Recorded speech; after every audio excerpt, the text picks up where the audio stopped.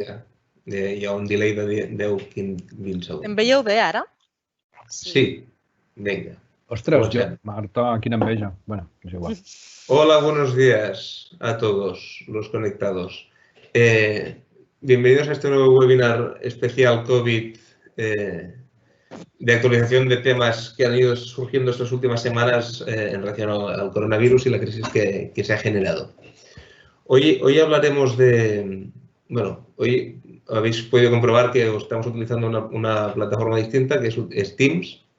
Solamente tener en cuenta, utilizábamos Zoom, hemos probado Teams porque, bueno, como salían unos mensajes de alerta de seguridad en Zoom, pues hemos probado a ver qué tal funciona Teams. Lo único que tenéis que tener en cuenta es, desde que nosotros hablamos hasta que vosotros lo veis, hay un delay de 20 segundos aproximadamente. No hay problema, solamente que si hacéis una pregunta quizá no corresponde con el tiempo de la respuesta. Podéis hacer preguntas y respuestas a través a la derecha encontraréis un sitio donde pone un chat, donde podéis hacer las preguntas. Y bueno, en principio no hay más. Ese es un nivel tecnológico, no tiene nada más especial. El programa del día. Hoy empezaremos hablando con Ferran, que nos explicará las novedades sobre alquileres, tanto para locales como para viviendas, tanto como propietarios como para inquilinos.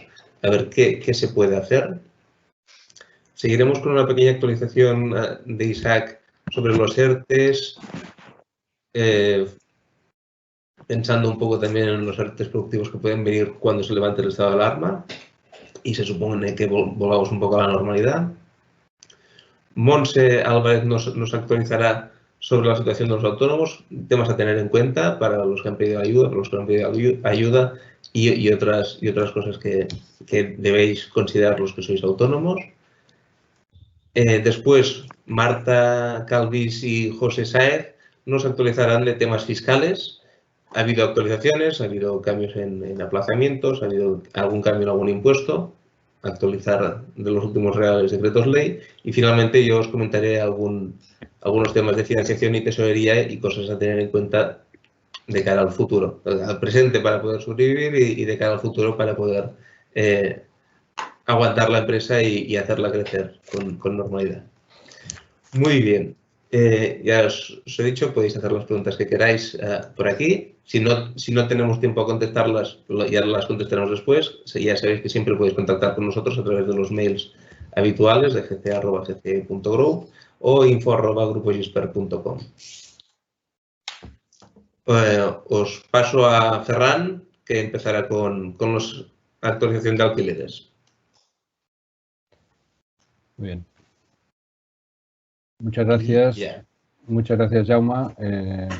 Efectivamente, tal como es conocido, la emergencia sanitaria que se ha creado por la pandemia del COVID-19 ha generado una enorme repercusión social, como bien sabéis, y también económica en todos los sectores de actividad, en todos los ámbitos de actividad.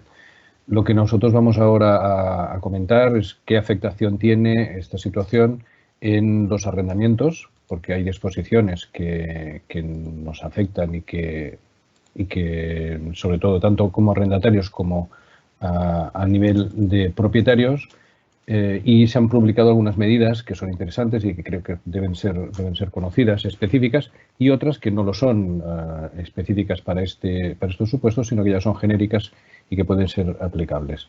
Es evidente que la afectación de los contratos de arrendamiento se produce tanto en los contratos de vivienda como de local de negocio y que la situación económica ha hecho que los pagadores de estos contratos de rentas, tanto en un caso como en otro, pues puedan tener problemas de liquidez, de tesorería para poder hacer frente a los mismos.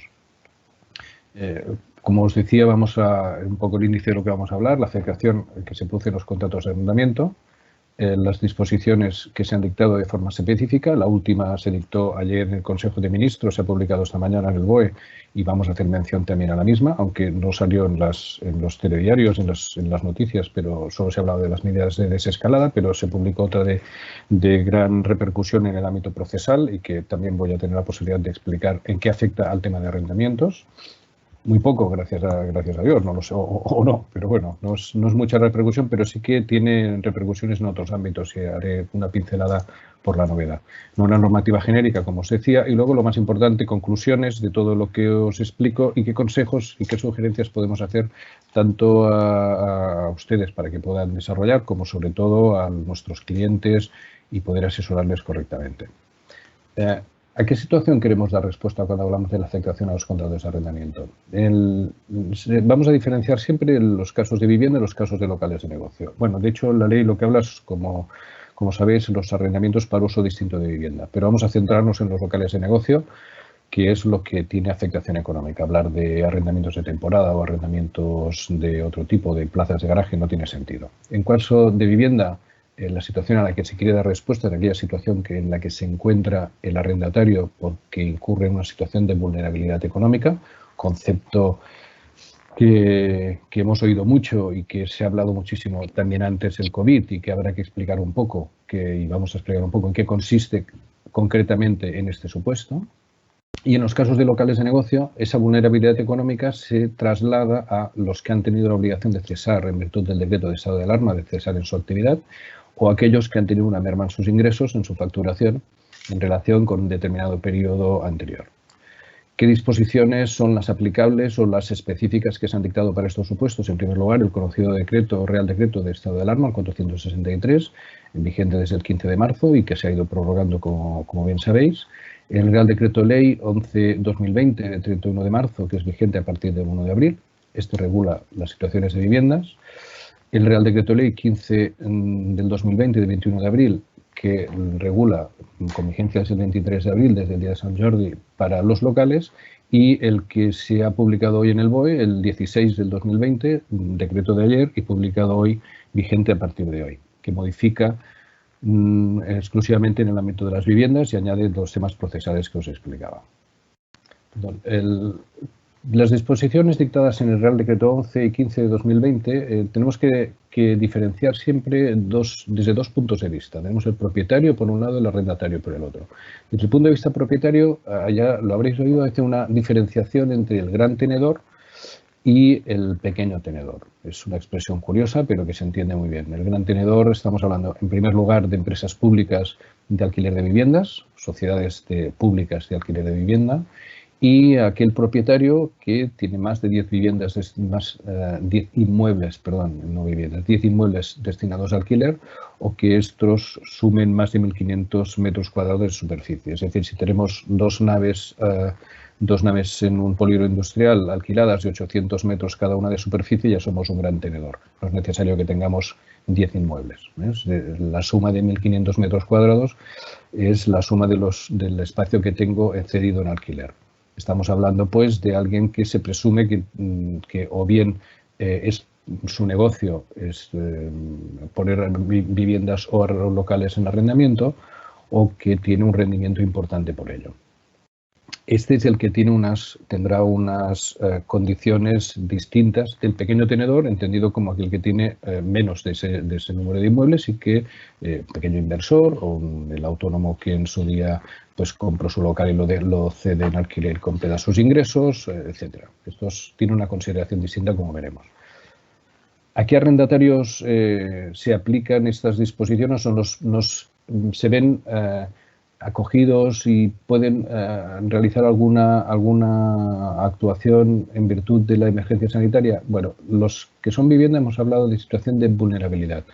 En principio es una situación objetiva que en virtud de la emergencia del COVID-19 o bien hayan pasado a estar en desempleo, o bien hayan incurrido en un ERTE, o bien hayan tenido que reducir su jornada para cuidado de personas a su cargo, por ejemplo, los hijos que no pueden ir a escuela o mayores, etcétera, en estas situaciones.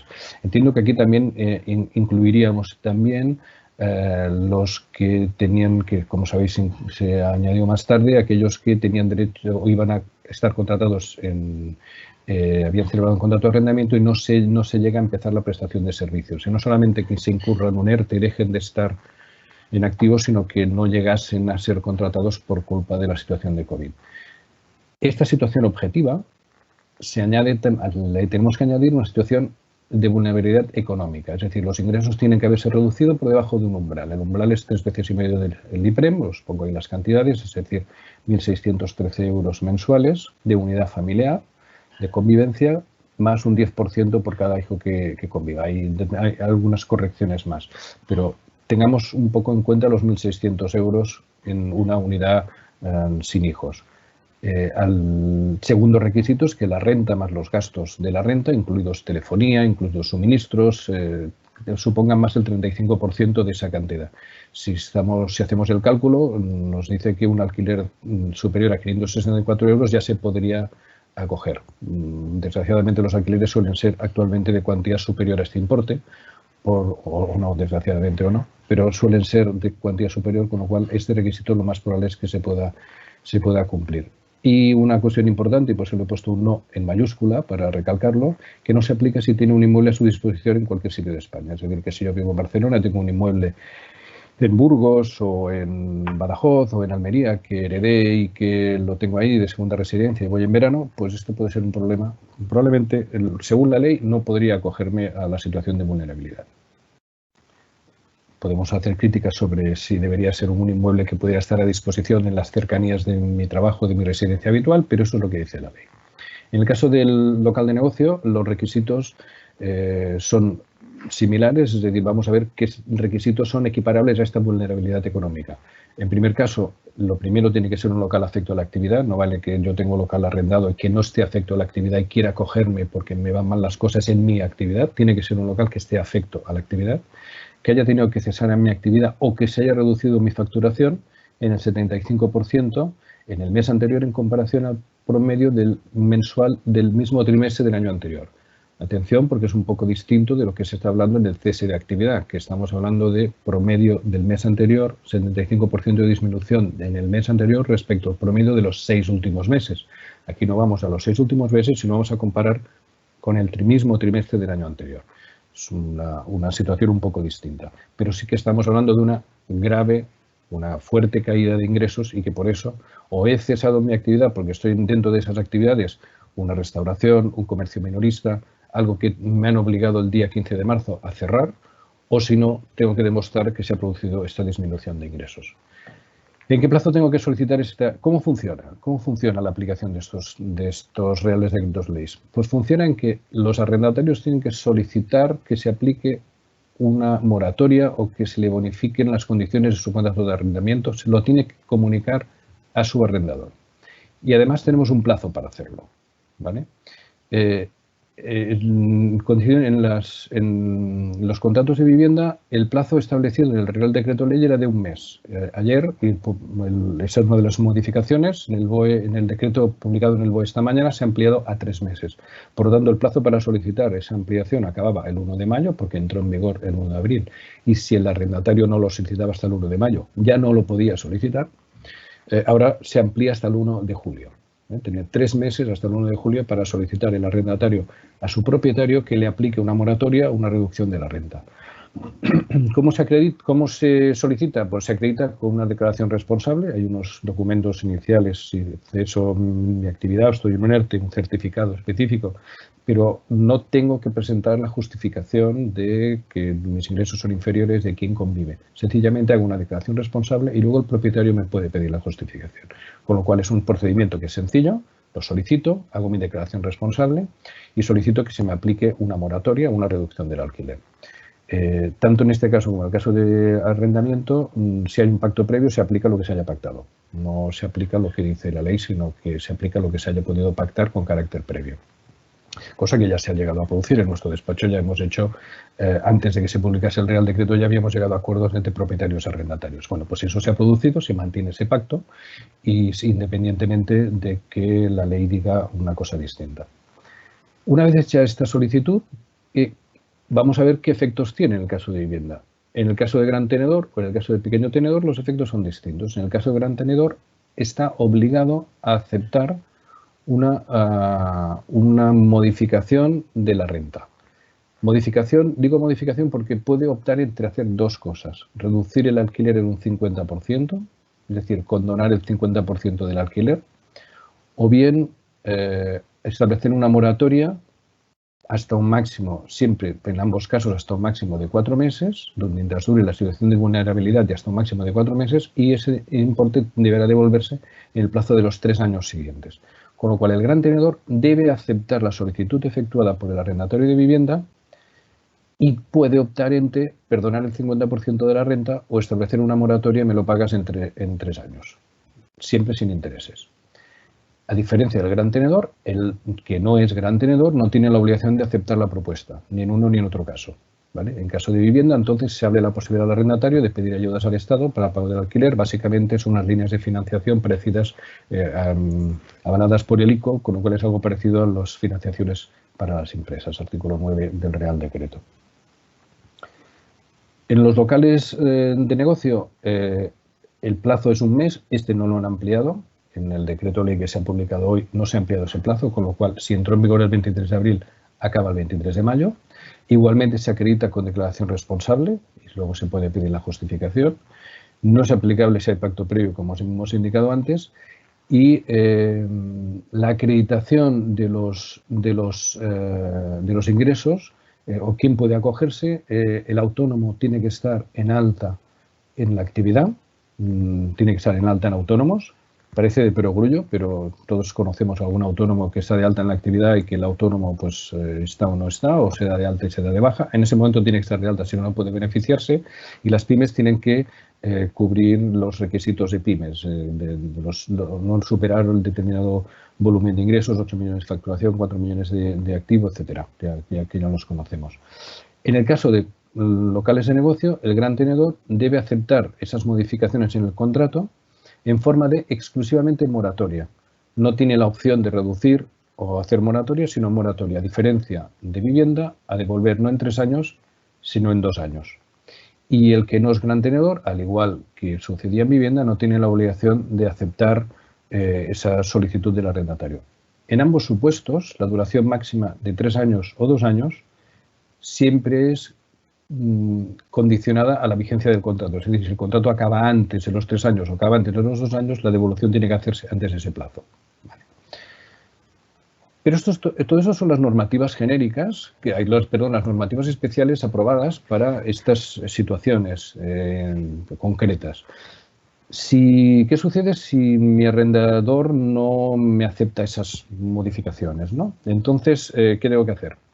Bueno, ¿qué puedo hacer como arrendatario? Bueno, puedo acudir de forma analógica, si soy vivienda, al artículo 26 de la Ley de Arrendamientos Urbanos de 1994. El artículo 26 establece que en el supuesto de que la autoridad competente obligue a hacer determinadas obras de reparación que haga inservible la vivienda, yo como arrendatario puedo suspender, como suspendo el uso, suspendo el pago. El artículo 30 establece que esta disposición sea también aplicable a los locales de negocio. Se podría entender, más que en vivienda, pero sobre todo en local de negocio, que el hecho de que la autoridad competente haya obligado a cesar en la actividad también me implique a mí la posibilidad de no pagar el alquiler.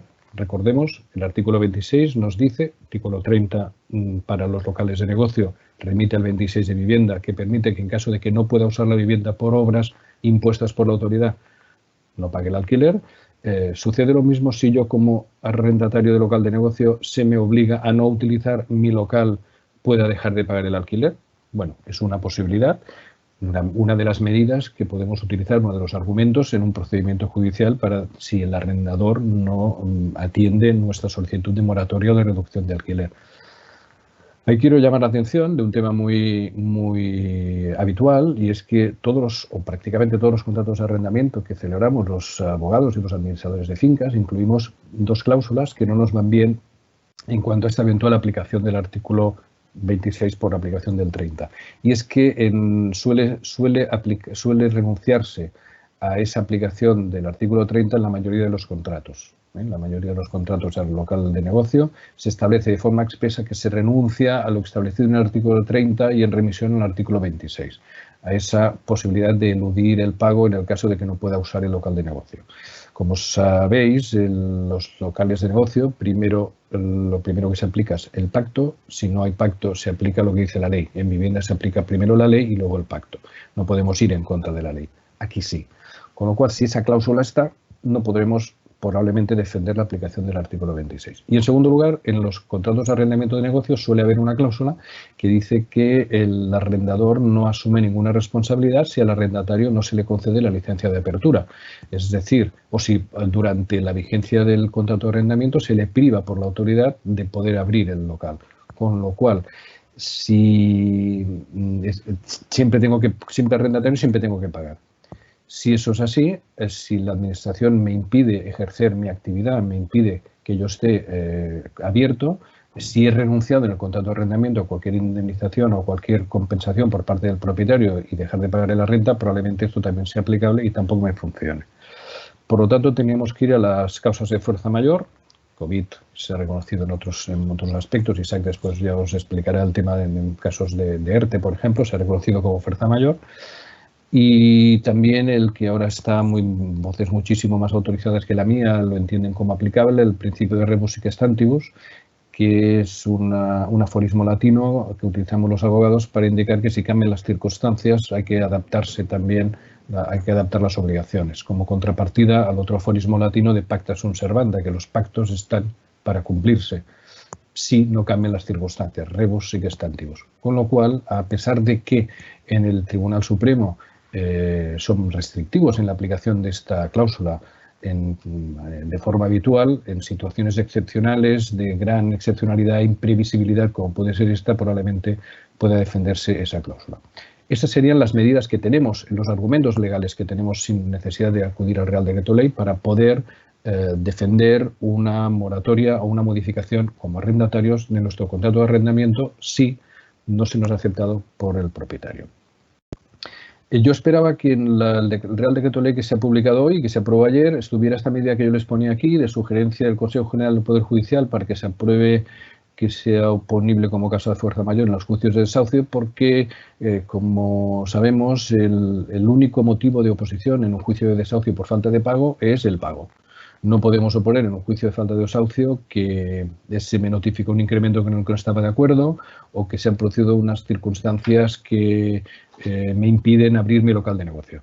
Todo eso no es oponible en un juicio de desahucio por falta de pago. Una de las sugerencias que hacía el Consejo General del Poder Judicial para que se aprobase por parte en este caso el Gobierno a través del Real Decreto Ley y luego convalidado, es que se estableciera como una causa más de oposición al juicio de desahucio por falta de pago la existencia de la emergencia sanitaria y la imposibilidad de hacer frente a los pagos.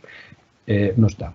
Lo he estado leyendo los 53 páginas del Real Decreto y no lo he visto en el derecho del revés. Están todo el resto que estaban previstas, como por ejemplo que los procedimientos que podemos hacer en defensa de esa situación como arrendatario en aplicación de rebus sic stantibus, el artículo 26 o lo que nosotros creamos oportuno, son procedimientos de urgente tramitación. Eso sí que se ha establecido en el Real Decreto, es decir, que sean de preferente tramitación, pero no que sean motivo de oposición en el caso de un juicio de desahucio.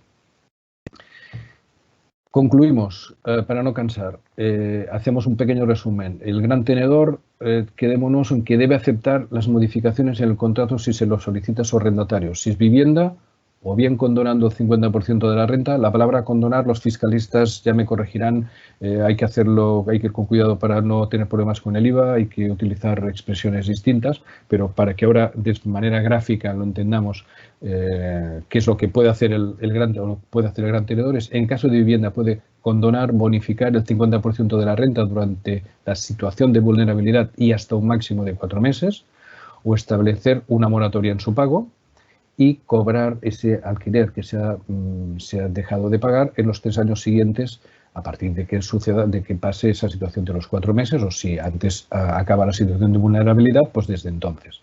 En el caso de local debe aceptar la moratoria por el mismo plazo, pero solo moratoria, no reducción de alquiler, y a devolver en 2 años, siempre a partir como máximo de esos 4 meses. En ambos casos sin intereses. El no gran tenedor, como os decía, no tiene ninguna obligación de aceptar la propuesta ni en uno ni en otro caso. Y en el caso de vivienda, el arrendatario puede ir a financiarse a través de entidad bancaria y con las líneas ICO. No les he indicado que en el caso de si llegamos podemos utilizar la fianza. En los casos de arrendamiento de local de negocio, se puede utilizar la fianza para el pago de los alquileres. Es decir, podríamos llegar a un acuerdo con nuestro arrendatario, ir a recuperar del Institut Català del Sòl la fianza y es aplicarla a los pagos de alquiler. Está previsto en el Real Decreto Ley. Esta medida, que nos sirve para tener liquidez como arrendatario, nos priva de la garantía que nos ofrece la fianza. Con lo cual, ahí pues tomar decisiones y saber qué es lo que nos puede funcionar y lo que no. He desarrollado ya las posibilidades de hacer juicio, es decir, las posibilidades de establecer una modificación, si no se nos ha aceptado por el arrendador, ir a lo que en un juicio se nos reconozca esa posibilidad de rebajar la renta o establecer una moratoria. ¿Cuáles son los consejos que podemos dar? Y aquí acabo. ¿Cuáles son los consejos que damos a arrendatarios y los consejos que damos a propietarios? En primer lugar, como arrendatarios, siempre no se nos pase el plazo de un mes en el caso del local de negocio, 23 de mayo, o 3 meses en el caso de arrendamiento de vivienda, 1 de julio, ¿vale? Que no se nos pase ese plazo. Si no se acepta la propuesta, sería plantear un juicio de modificación del contrato para en su momento ponerlo en el eventual juicio de desahucio por falta de pago que se nos pueda incoar. Alegando el artículo 26, rebus sic stantibus, alegando el argumento de baterías que les he desarrollado y que podemos utilizar. Como indicaba, hay una tramitación preferente de estos procedimientos en virtud de lo que se ha establecido en la disposición adicional cuarta del Real Decreto Ley que se ha publicado en el día de hoy. ¿Qué hacemos como propietarios? ¿Cuál es es decir, como arrendatarios, yo lo que aconsejo es intentemos llegar a un acuerdo y si no es el caso, pues vamos a hacer el juicio de modificación para que cuando nos pongan el desahucio por falta de pago podamos oponernos y que el juez pueda decidir y no tenga las manos atadas, porque si no hemos hecho nada solo podrá decir ¿usted pagó? No, pues a la calle. Pues anticipémonos.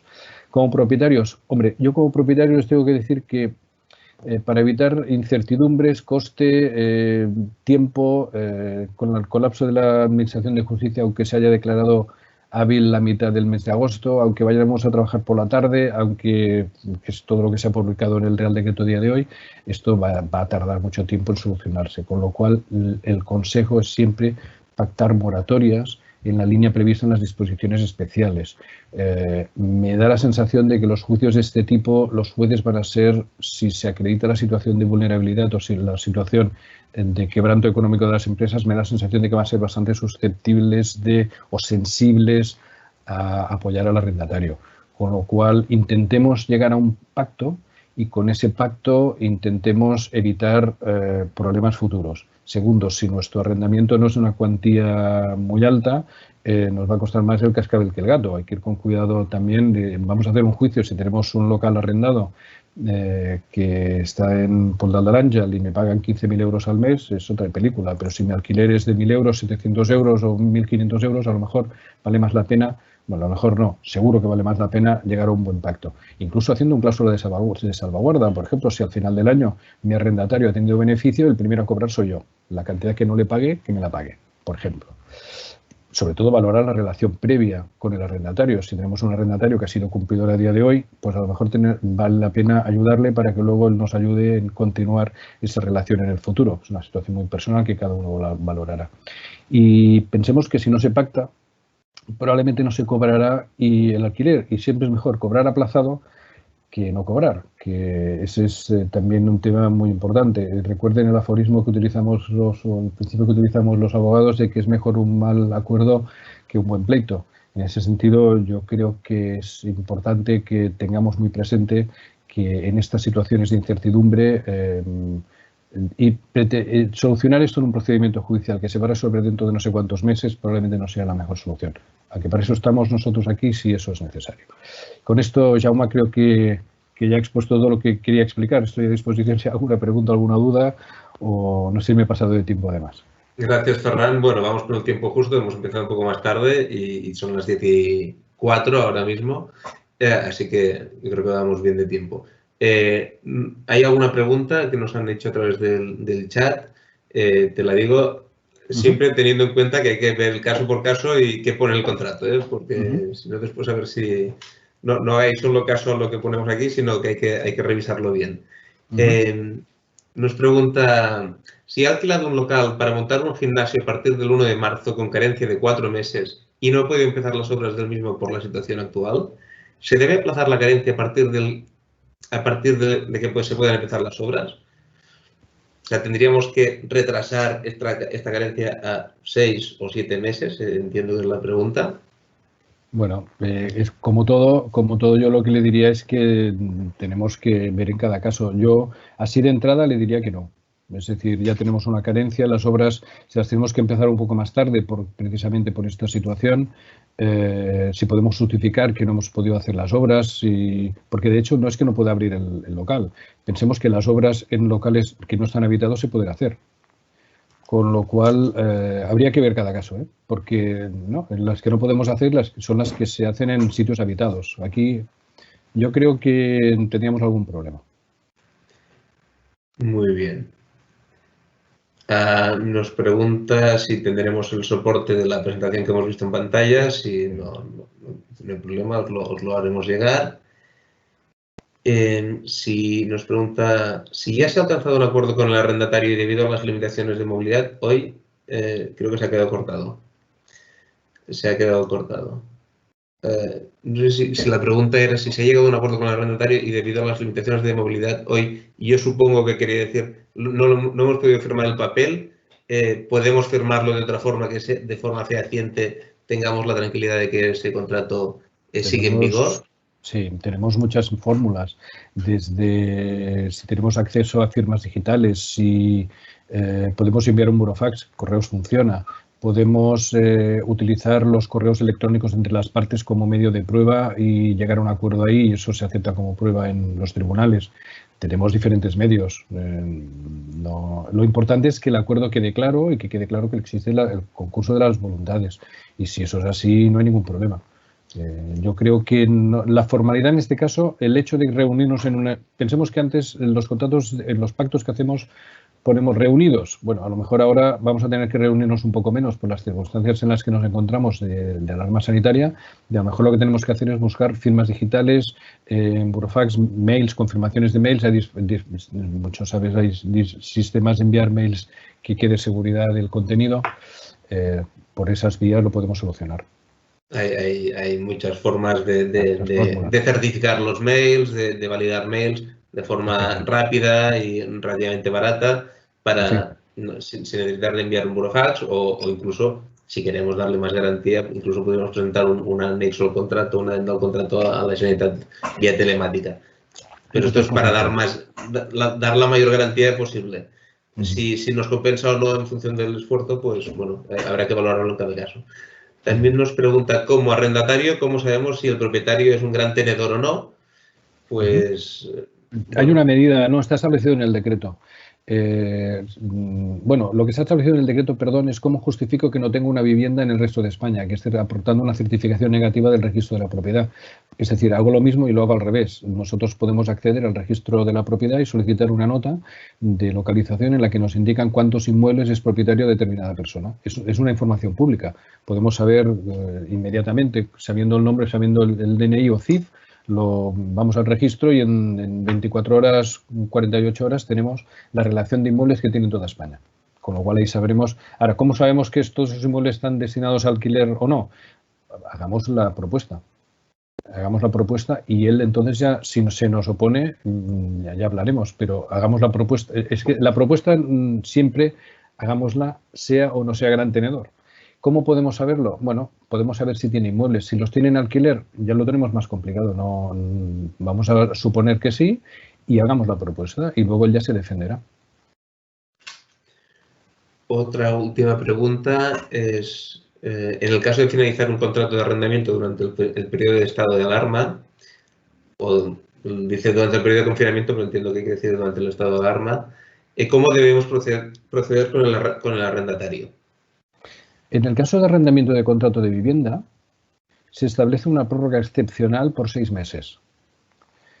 En local de negocio no lo he visto. pero en arrendamiento de vivienda se establece una prórroga excepcional de 6 meses. Los contratos de arrendamiento de vivienda tienen su vigencia, saben, hasta 5 años o 3 años en función de si es sociedad, persona física, etcétera, y hay unos plazos concretos. En este se ha establecido un plazo especial de prórroga por 6 meses en el supuesto que el contrato venza durante la vigencia del estado de alarma, pero solo para arrendamiento de vivienda, con lo cual si yo soy propietario y vence este contrato en el plazo es una prórroga potestativa, es decir, igual el arrendatario quiere marcharse. Yo haría la misma actuación, ¿eh? ¿Quién nos lo pregunta, arrendatario o propietario? No nos lo ha puesto, pero supongo que será propietario. No sirve para los dos casos. Yo como propietario, si se acaba el contrato, voy a hacer la notificación como he hecho siempre, un mes antes o 2 meses antes, comunicarlo que no voy a renovar si es que no quiero renovar. Y como arrendatario, lo que puedo hacer si quiero mantenerme es, hacer una comunicación, en virtud de este decreto ley, me acojo a la prórroga durante 6 meses. Bueno, suponemos que es propietario, pero bueno, nos dice que no desea renovar el contrato de alquiler, así que suponemos que será propietario. Es propietario, sí, porque si es arrendatario es más sencillo, sí. Muy bien, en principio no hay más preguntas. En cualquier caso, ya sabéis que tenéis nuestros mails a disposición, nuestros teléfonos siguen totalmente operativos, así que podéis hacernos las preguntas más adelante. Nos hemos pasado un poquito del tiempo, hemos empezado un poco tarde, ahora pasamos a ver las novedades laborales con Isaac González, y ya lo conocéis también de webinars previos. Gracias, Ferran. Y adelante, Isaac. ¿Qué tal? Buenos días a todos. Bueno, empezar a comentaros que como ya sabréis, como comentaba Jaume, después de las últimas avalanchas de Real Decretos y de normativa en materia laboral, teniendo en cuenta, como siempre he comentado y como siempre he valorado desde el principio que hemos hecho estos webinars, estamos en una situación totalmente extraordinaria y tenemos que enfocarla en esa situación, en una situación extraordinaria, y por lo tanto en materia laboral, pues desgraciadamente nos encontramos en esa misma situación. Cada vez se redactan y se van realizando reales decretos que van intentando suplir o buscar soluciones a medidas que se quedan entre medio camino y que además tiene una situación que desgraciadamente difícil aplicación en la vida real. Hoy vamos a tratar el último Real Decreto, el Real Decreto 15 del 2020, explicaros las medidas más destacadas brevemente. Yo creo que lo más importante es que tengan ustedes conocimiento de los aspectos más importantes de este último Real Decreto, y luego hacer una pequeña, entiendo que he comentado también con Jaume, y la decisión de poder explicaros, yo creo que las medidas reales que se tienen que tomar a partir de ahora, y que yo creo que la perspectiva es de esta situación que va a empezar a partir de ahora, de desescalada, que entendemos que se va a realizar, y por lo tanto creo que las empresas tienen que empezar a valorar cómo vamos a afrontar esta nueva realidad y valorar muy bien qué medidas podemos aplicar. Para no alargarme mucho en este previo, empezamos a comentar en materia de lo que se ha regulado en este último Real Decreto, insisto, el 15 del 2020. Inicialmente se habla del teletrabajo y la adaptación de horarios, y por lo tanto se amplía durante 2 meses más, a contar desde el fin del estado de alarma, la preferencia de teletrabajo y las adaptaciones de horario a jornada que se hayan realizado o se realicen para poder atender a cuidados de menores y a mayores a cargo. ¿Esto qué significa?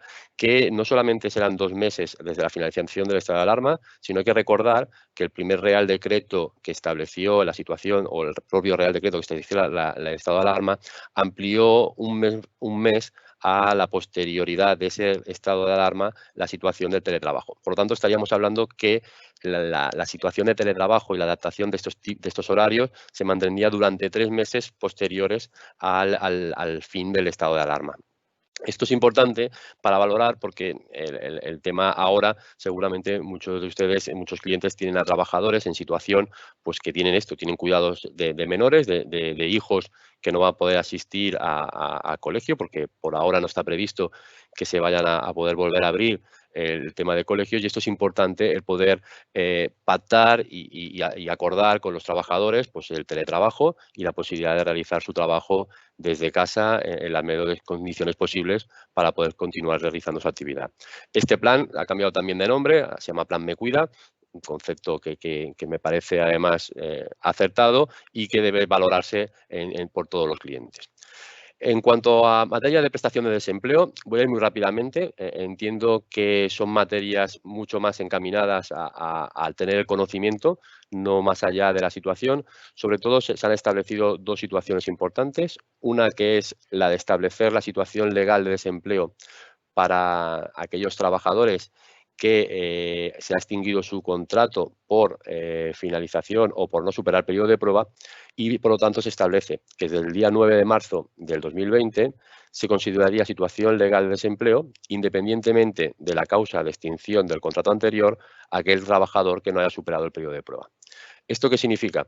Que no era necesario que el trabajador, por ejemplo, si se marchó de una empresa con una baja voluntaria previa, en el caso de que se vaya a una nueva empresa y no haya superado el periodo de prueba, en cualquiera de los escenarios anteriores a este Real Decreto no existía o no se le concedía la situación legal de desempleo, y con esta reforma se entiende que el trabajador podrá optar a la prestación de desempleo. También se amplía esa situación para aquellos trabajadores que a fecha 1 de marzo del 2020 hayan realizado una baja voluntaria por irse a un nuevo empleo, y la opción de irse a ese nuevo empleo no se haya confirmado. Y por lo tanto, esto que le permite que ese trabajador también pueda optar a la prestación de desempleo debido a que no ha sido contratado en el puesto de trabajo nuevo en el que iba a ir.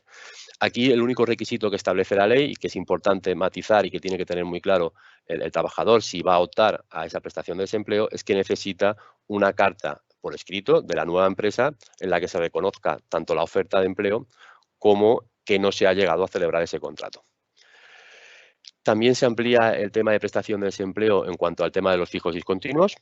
Se amplía el periodo para todos aquellos que se encuentren en inactividad durante la situación de estado de alarma, se les seguirá manteniendo la situación de desempleo, y además para aquellos que deberían de estar trabajando ahora y por causa del estado de alarma derivado del COVID-19 no están o están cobrando la prestación de derecho, tendrán la posibilidad de mantenerla durante 90 días más. Por lo tanto, se protege a aquellos contratos fijos discontinuos en los que, debido a esta situación de estado de alarma y seguramente la situación que se va a prolongar, que no se hayan podido volver a recuperar las empresas.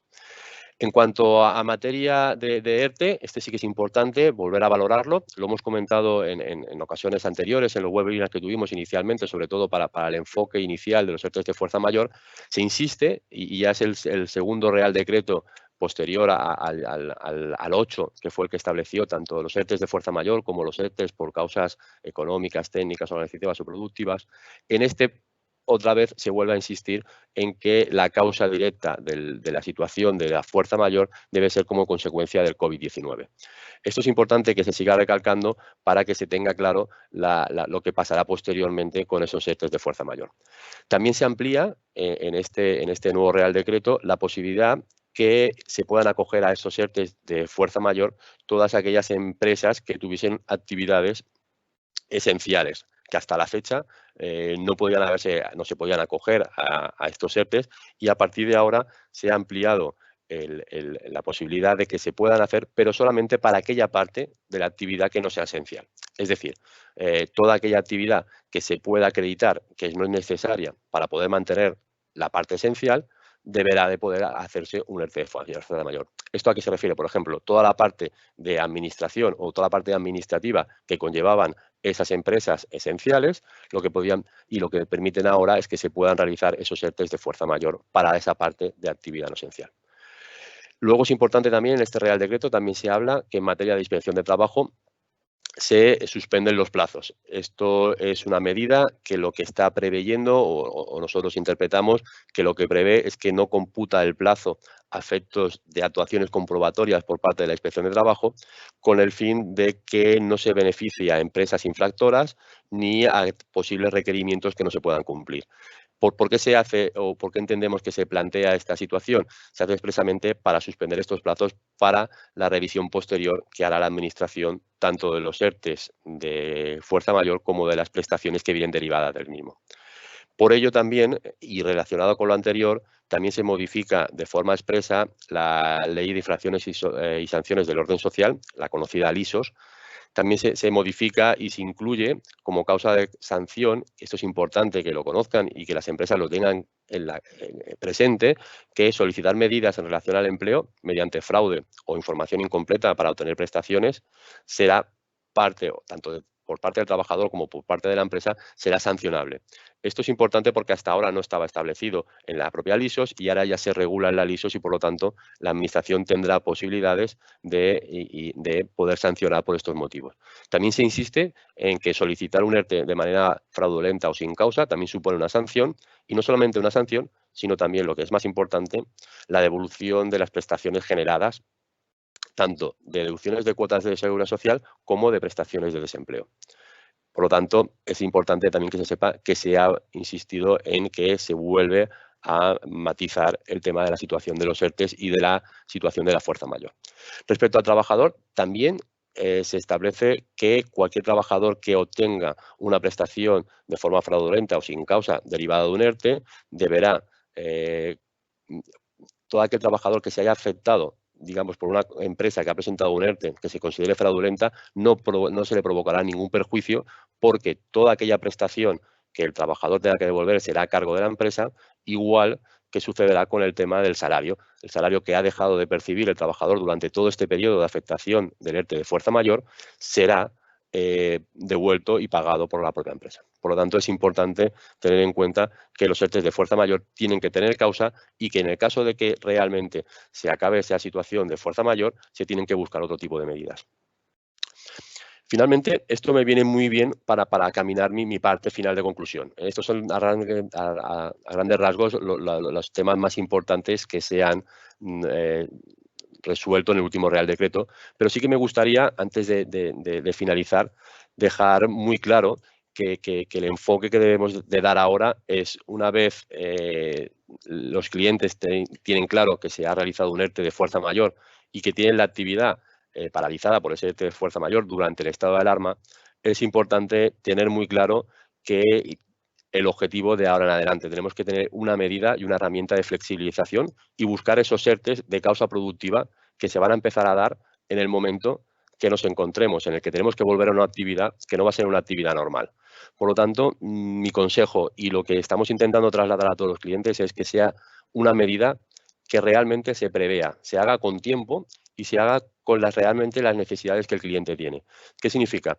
No podemos esperar a que se acabe el estado de fuerza mayor, estado de alarma y se acabe el ERTE de fuerza mayor para implementar medidas de flexibilización. Se tienen que empezar ya a valorar, se tienen que empezar ya a poner encima de la mesa. ¿Por qué? Porque hay dos apartados para mí que son muy importantes. Uno, que tienes en esos ERTEs de causas productivas, económicas, organizativas o técnicas, tienes primero que negociar con los trabajadores y segundo, tienes que establecer un programa que te permita esa flexibilización.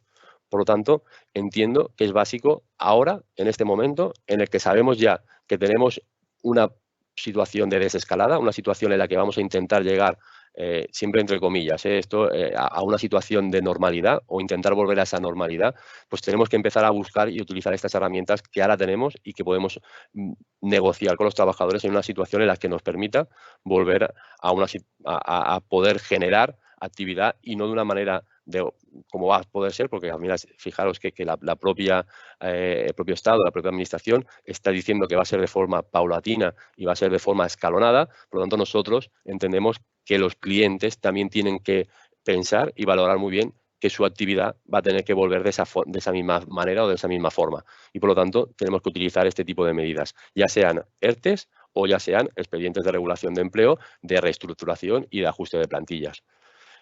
Por mi parte, Jaume, yo creo que con esto, en cuanto al tema laboral, los aspectos del tema de autónomos, me parece que la compañera ya ahora planteará el tema de soluciones y bonificaciones y ayudas. Y creo que en materia de expedientes de regulación de empleo y de situación laboral, creo que hemos comentado lo que tocaba. Y por cierto, si hay alguna pregunta. Sí, tenemos un par o tres de preguntas. Una pregunta es si como empresa estamos obligados a seguir con el teletrabajo mientras dure el estado de alarma, o sea, 3 meses si es posible. En principio la recomendación del gobierno creo que es que sí. O sea, Sí, es correcto, es así. O sea, el tema del teletrabajo y la obligación del teletrabajo es una medida que se ha implantado y en el Real Decreto inicial se puso y sobre todo va vinculado mucho el teletrabajo a la situación personal de cada trabajador. O sea, la obligación de poder mantener la situación de conciliación de vida familiar y trabajo, yo creo que es lo que nos dará si esa situación de teletrabajo se tiene que mantener o no. Después nos preguntan también si una empresa cuando vuelva a trabajar pero con el plan B cuida, algún trabajador no puede incorporarse ni hacer teletrabajo, ¿a este trabajador se le puede dejar en ERTE parcial?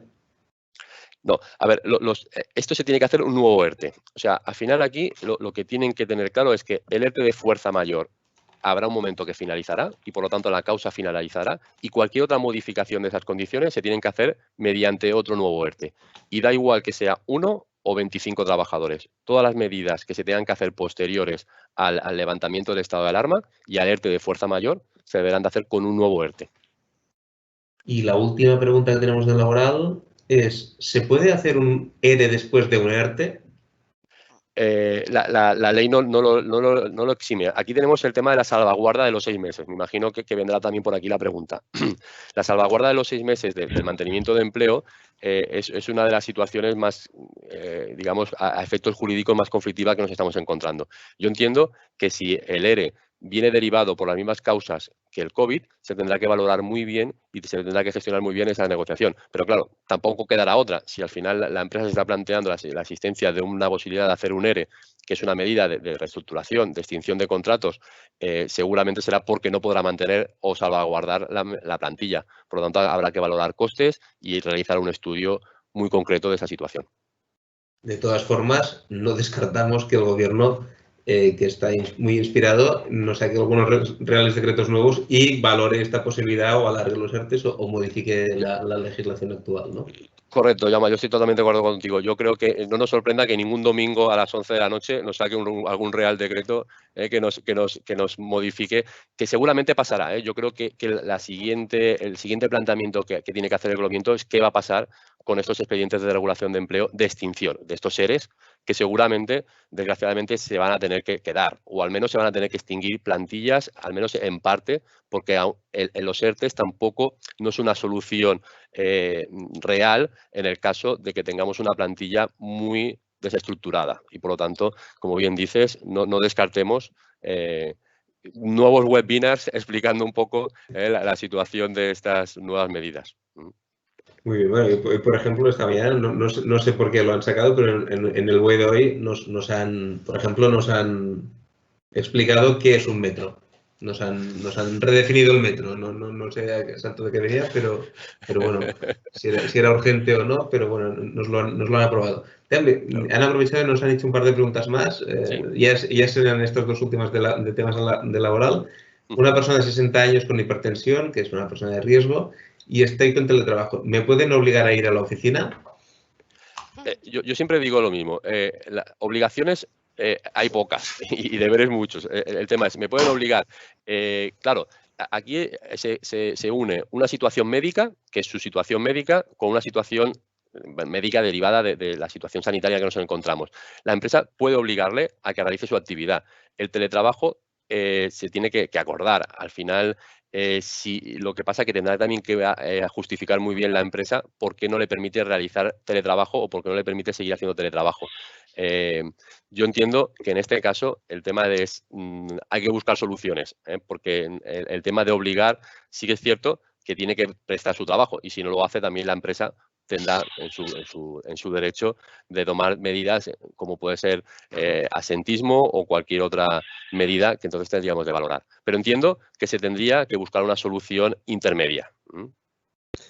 Y la última pregunta es, ¿está diciendo que habiendo hecho un ERTE, una vez pase la situación de estado de alarma, si al cabo de 3 meses la empresa tiene que despedir a un trabajador, la administración penalizará la situación y pedirá el pago de la subvención con todos los trabajadores de los que se ha hecho el ERTE? Esto es otra de las cosas que llevamos, creo que 3 semanas discutiendo entre foros de profesionales y compañeros buscando soluciones. Tenemos un criterio de la Dirección General de Trabajo que intentó aclarar y especificar muy bien la situación de qué era la salvaguarda de los 6 meses, a quién afectaba y cómo se hacía. Al final estamos hablando de criterios técnicos tanto de la Dirección General de Trabajo como de profesionales.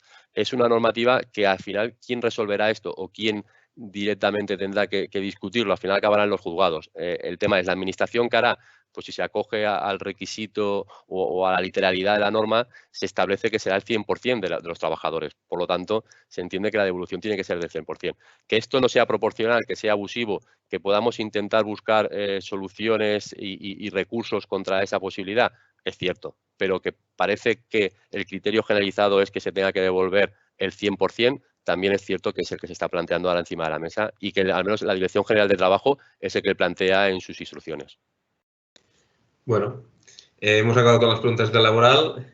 Para esta última pregunta esperaremos nuevas normativas porque sí, que está en el aire, ¿no? No, bueno, es lo de siempre. Yo creo que lo que dice la norma es lo que dice y dice que se habrá una salvaguarda durante 6 meses. Si es al 100% de la plantilla o no, yo siempre hago lo mismo. Si lo exageramos y llegamos a un caso de si tengo 100 trabajadores y despido uno, tengo que devolver los 100. Bueno, es lo que hablamos siempre, ¿no? Muy bien, muchas gracias, Isaac. Ahora pasaremos con Montse, que nos explicará las novedades sobre los autónomos y temas a tener en cuenta de las ayudas, ceses de actividad que hemos solicitado. No sé, ya vamos con un poco de retraso, pero bueno, espero que sea de interés.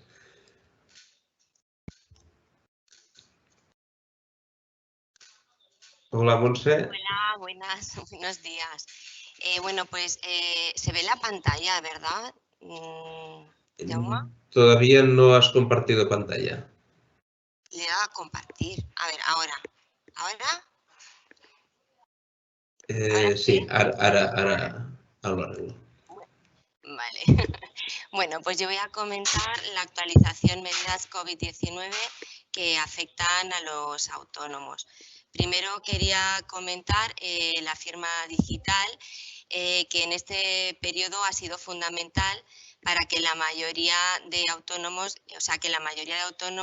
dispusiesen de firma digital, ya que es imprescindible para agilizar todo tipo de trámites y por ello, para quien no disponga de la firma digital, debe obtenerla para evitar incidencias, retrasos y dificultades futuras en el momento de realizar cualquier trámite o gestión.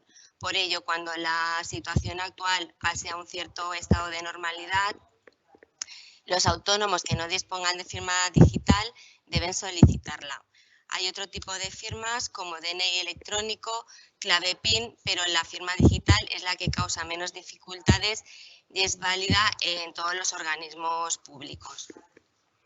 A continuación, quiero comentar la ampliación de plazos. Perdón un segundo, Montse, perdón que te interrumpa. Me parece que estamos viendo. Bueno, si nos lo puedes poner en modo presentación, que creo que la gente lo verá mejor. ¿Y dónde le doy yo? Abajo a la derecha, donde está mi imagen, más o menos, por ahí. Si quieres, me puedes quitar de aquí. Que no, ahora has quitado la presentación. A ver. Tienes que volver a compartir. Compartir.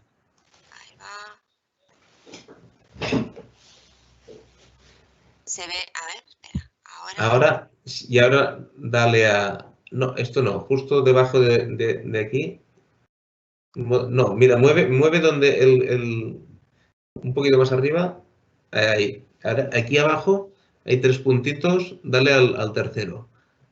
Más a la derecha, que es modo presentación. A ver. No, este no. No me aparece. Perdona, estos son problemas del directo, ¿eh? Vuelve al PowerPoint, por favor. F5, creo, Montse. Espera, un segundo, que ahora me he puesto nerviosa, ¿eh? A ver, un segundo. Jaume. Sí. ¿Ahora? Tal vez con F5. Ahora sí, prueba F5. Ahora sí, ¿no? Perfecto. Ahora sí, ¿no? Y, a ver, vale, estupendo. Ay, perdón, ¿eh? Me he quedado en... ampliación para los plazos para la presentación de reclamaciones económico-administrativas, recursos de reposición y suspensión de plazos tributarios. Los procedimientos que no hubiesen finalizado antes del 14 de marzo, fecha del estado de alarma, como para los procedimientos notificados a partir del 14 de marzo, quedan ampliados hasta el 30 de mayo, pero en este último caso, si el plazo de la norma general fuese superior, se aplicaría el de la norma general. El 30 de mayo es una fecha importante para los procedimientos administrativos, pero a pesar de esta situación excepcional, se pueden seguir atendiendo en su plazo habitual. Es decir, concretando, el 30 de mayo es importante. En la siguiente diapositiva comentó el tema de los aplazamientos y fraccionamientos de la deuda tributaria, en la que los vencimientos de los aplazamientos concedidos quedan suspendidos automáticamente hasta el 30 de mayo. Es decir, los que aplazaron el cuarto trimestre del 2019 y tenían que pagar los días 20 de marzo, 20 de abril y 20 de mayo, o los que tenían vencimientos para hacer pagos el 5 de abril y 5 de mayo, los pagarán de forma acumulada el 30 de mayo de 2020. Por otro lado, en relación con las declaraciones y autoliquidaciones tributarias del primer trimestre del 2020, que son IVA, pagos a cuenta, retenciones, cuyos plazos de domiciliación, presentación y pago no iban a ser ampliados, finalmente lo han sido mediante la publicación del Real Decreto Ley en el BOE del día 15 de abril con efectos de ese día, por lo que la domiciliación, presentación y pago de los impuestos que he comentado quedaron aplazados hasta el 15 de mayo para domiciliarlos y hasta el 20 de mayo para presentarlos y pagarlos. Esta ampliación solo afecta a aquellos obligados tributarios, en este caso autónomos, que no hayan tenido un volumen de operaciones en IVA superiores a 600.000 euros en el año 2019. Las autoliquidaciones presentadas en abril, en su plazo habitual, también se descontarán el día 20 de mayo. En relación con el aplazamiento de la deuda tributaria, los impuestos, declaraciones, autoliquidaciones y liquidaciones que se deban presentar a partir del 12 de marzo y hasta el 30 de mayo se podrán aplazar 6 meses sin generar intereses los 3 primeros meses sin generar intereses los 3 primeros meses en un pago único. Recordamos que este aplazamiento tiene unos datos diferentes a los demás aplazamientos, como es hacer mención al Real Decreto Ley 7/2020, un único plazo sin garantías y el motivo es indica Real Decreto. Es decir, el IVA trimestral del primer trimestre del 2020 tiene su vencimiento actualmente el 20 de mayo, así podremos solicitar este aplazamiento especial para pagar el día 20 de noviembre en un único pago. Conviene, si podemos, liquidar antes la deuda mediante solicitud de carta de pago antes de finalizar los 3 primeros meses en los que no se aplican intereses. Recordamos los límites para no aportar garantías, son 30.000 euros del conjunto de impuestos y también de las deudas pendientes.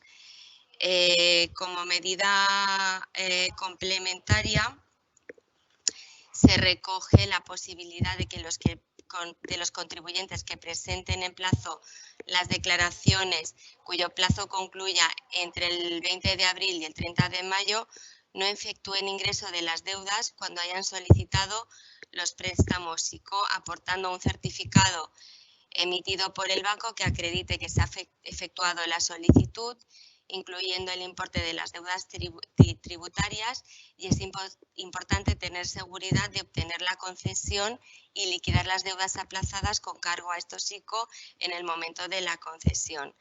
Es importante tener seguridad de esta concesión, ya que se trata de supeditar el pago de la deuda, la obtención de la financiación avalada por el Estado. Por otro lado, hay modificación del cálculo de los pagos fraccionados de los autónomos que se encuentran en módulos, en IVA y en IRPF.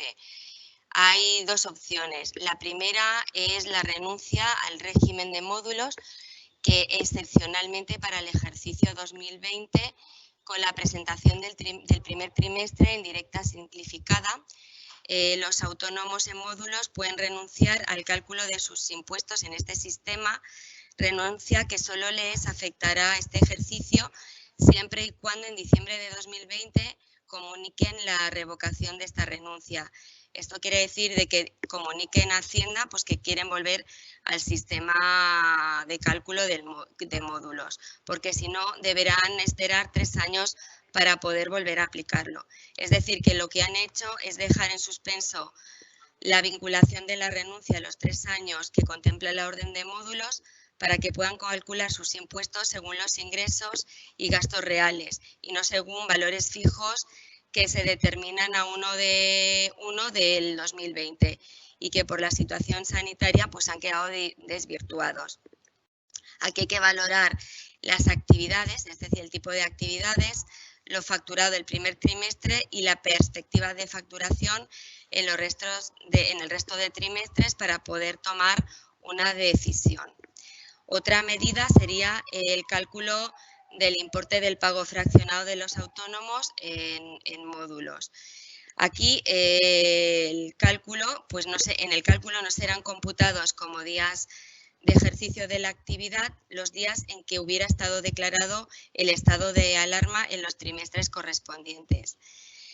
Es decir, que si el estado de alarma en el segundo trimestre se extiende durante el mes de abril y 9 días de mayo, pues solo se tendrían en cuenta para el cálculo del trimestre 39 días y no los 92 o 91 que tienen los trimestres. Para los autónomos que hayan presentado sus autoliquidaciones con anterioridad al 20 de abril, que es la entrada en vigor de este Real Decreto 15/2020, la Agencia Tributaria ha implementado un sistema para facilitar la aplicación de estas medidas.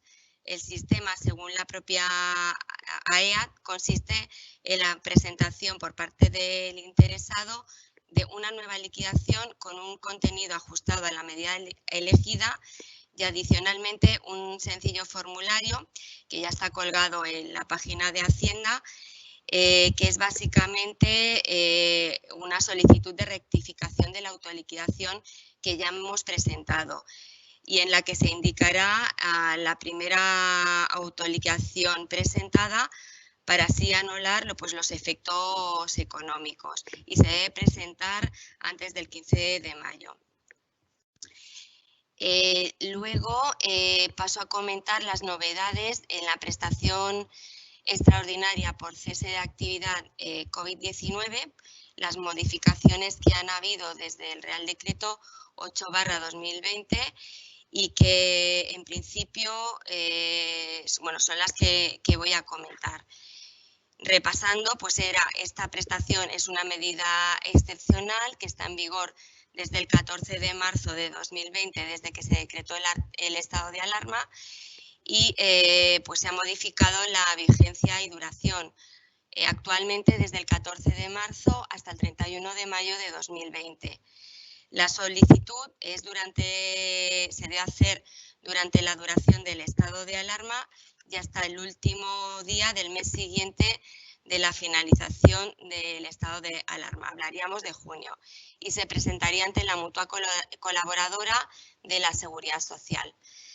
Los autónomos que no tienen mutua asignada, el Real Decreto Ley 15/2020, 21 de abril, establece que deberán elegir mutua, adherirse a ella y solicitar simultáneamente esta prestación. Esto es lo que ya habíamos comentado en la anterior charla, que ¿quiénes son los afectados?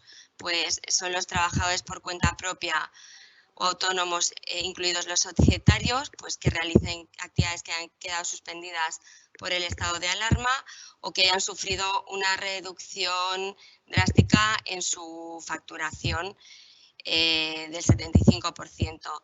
Los requisitos pues son los mismos: estar dado de alta en RETA, acreditar la reducción en la facturación, perdón que me he ido de diapositiva, estar al corriente de pago con la Seguridad Social y no requiere un periodo mínimo de cotización.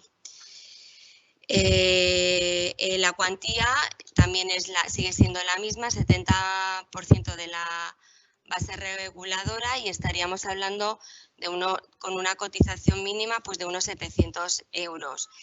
Y la devolución de la cuota del autónomo, cuya devolución de cuotas pues se efectuará de oficio. Antes, en la última charla, no sabíamos cómo efectuaría la devolución, si tendríamos que hacer una solicitud de ingresos indebidos o no, pero en principio es automático y no será necesaria esta solicitud de devolución de ingresos indebidos.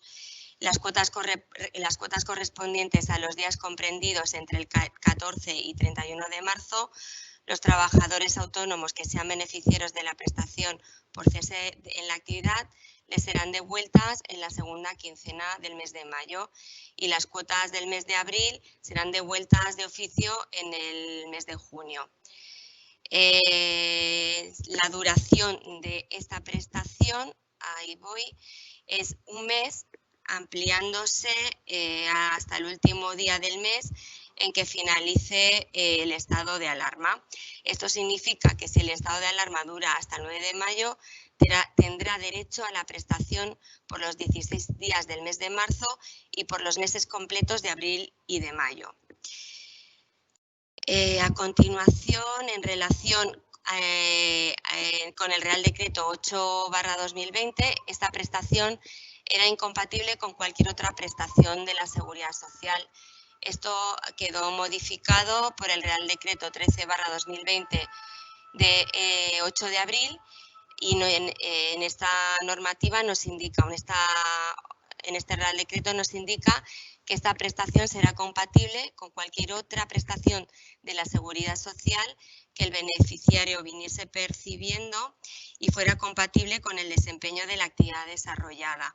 Esto sería, por ejemplo, con la prestación de viudedad, invalidez total, prestaciones familiares con hijo a cargo, jubilación parcial, por ejemplo, pero no sería compatible pues por baja de enfermedad o accidente, ya que sería incompatible con el desempeño de la actividad.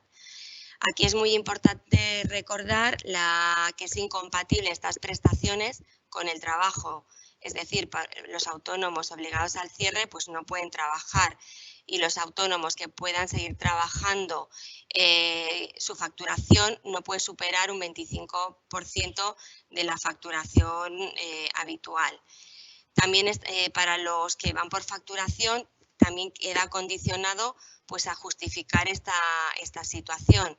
Esto significa que cuando esta actividad, que no está en la lista de actividades obligadas a cierre, deberán justificar ante la mutua que les solicitará que aporten el plazo de 30 días laborales a partir del cese del estado de alarma uno de los documentos siguientes: pues la documentación de acreditación del cierre o cese efectivo de la actividad, o una declaración responsable que acredite la reducción de su facturación en al menos un 75%.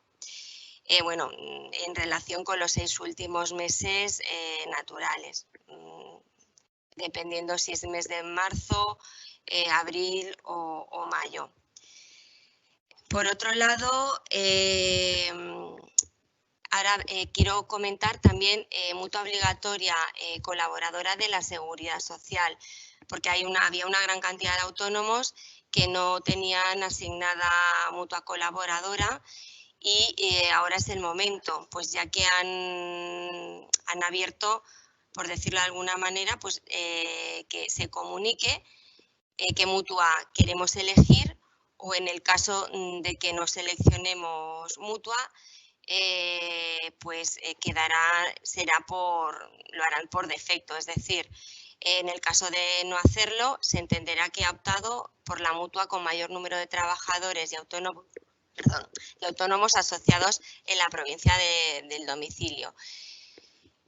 La siguiente diapositiva comento la cuota de los autónomos. En relación con las cuotas del autónomo a la Seguridad Social, los autónomos pueden solicitar aplazamiento de sus cuotas siempre que no hayan solicitado la prestación extraordinaria por cese de actividad COVID-19, porque con la prestación le devuelven ya las cuotas del autónomo. La solicitud se debe presentar entre los días 1 y 10 del mes de abono de la cuota y básicamente se pueden solicitar o moratorias de las cotizaciones sociales a la Seguridad Social o aplazamiento en el pago de sus deudas con la Seguridad Social. Ambas solicitudes son incompatibles entre sí. La moratoria sería de 6 meses sin interés y cuyo periodo de devengo esté comprendido entre los meses en los autónomos de mayo, junio y julio de 2020, que si son autorizados se deberán ingresar en los meses de noviembre, diciembre de 2020 y enero de 2021 respectivamente, y de forma simultánea pues con las cuotas de esos mismos meses. En el caso del aplazamiento de pago de deudas, se cobra interés y cuyo plazo reglamentario de ingreso, cuyo plazo se referiría a las cuotas cuyo plazo reglamentario de ingreso tenga lugar entre los meses de abril y junio de 2020.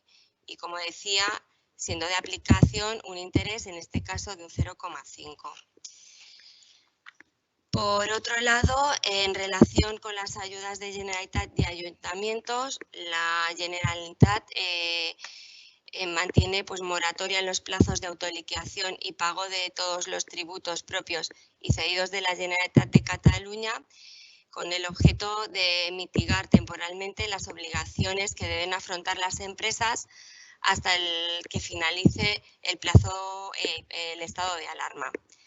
Por otro lado, el Departament de Treball i Afers Socials y Famílias ha puesto en marcha una ayuda económica de 2.000 euros de acuerdo con la resolución de 2 de abril de 2020, que en la última charla todavía no estaba publicada y estaba dirigido pues, a autónomos, personas físicas que no sean societarios y dadas de alta en renta en Cataluña. La tramitación es telemática y el plazo pues, es del 6 de abril al 5 de mayo y oscila como mínimo de 100 euros a 2.000 euros. Los requisitos es persona física de alta autónomo, domicilio y actividad en Cataluña, no disponer de otros ingresos que supongan tener una base imponible en renta superior a 25.000 euros, es independiente si es tributación conjunta o individual, estar al corriente de obligaciones con el Estado, Generalitat y Seguridad Social. El periodo mínimo de alta en renta es durante todo el primer trimestre de 2020 y solamente es para los obligados al cierre por Real Decreto 463 y haber sufrido simultáneamente una reducción drástica de los ingresos, y se compararían los meses de marzo de 2020 a marzo de 2019. Es incompatible con la prestación extraordinaria por cese COVID-19 y con cualquier otra ayuda por la misma finalidad, y no pueden solicitarla los que tengan una mutua alternativa a la Seguridad Social, pues como pueden ser abogados, médicos, personas, o sea, profesionales que tengan una mutua alternativa. Por otro lado, el método de cálculo varía si la actividad está en directa o en módulos, y en módulos se hace una proporción en relación a los días de cierre, y en directa se tiene en cuenta, como he dicho antes, el mes de marzo del 2020 y el del marzo de 2019. El resultado del mes de marzo debe ser inferior a 950 euros y en comparación con el mes de marzo de 2019 debe haber sufrido una reducción igual o superior a un 35% del resultado. Luego, por otra parte,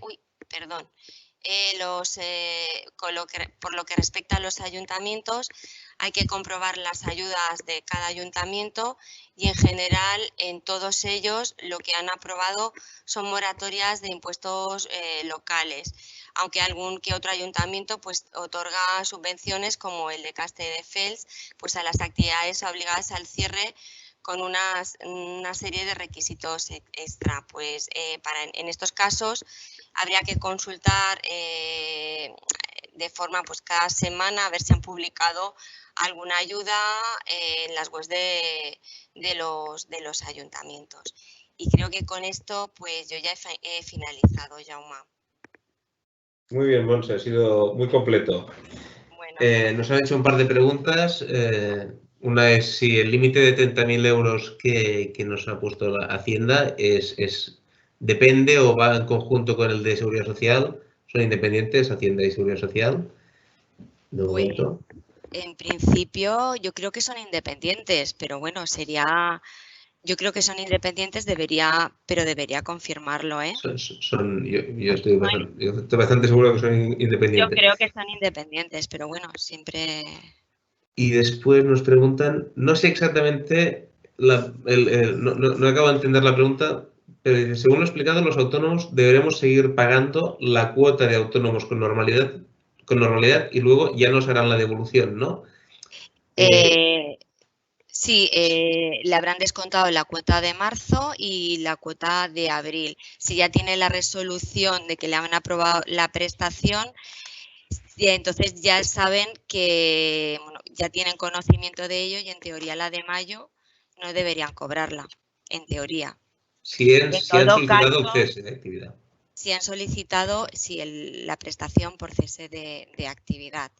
Entonces, los plazos de devolución pues serían la segunda quincena de mayo y el mes de junio. De todas formas, recordad que hay que revisar esta bajada de ingresos cada mes para ver que no nos pasemos y solicitemos una ayuda que no corresponda. Exactamente, hay que revisar marzo, hay que revisar abril y luego mayo para solicitarla o poder solicitarla en junio. Una vez que se ha solicitado, ya no hay que volverla a solicitar cada mes que se cumpla el requisito. Esto es para los autónomos que vayan por facturación. O sea, que no les hayan obligado a suspender su actividad. Muy bien, Montse, muchas gracias. Ahora pasamos a la parte fiscal con Marta. Nos hemos retrasado un poco del tiempo, pero bueno, reduciremos un poco la parte de Marta porque ya muchos temas ya se han tratado, así que ganaremos un poco de tiempo. De todas formas, tendréis disponibles las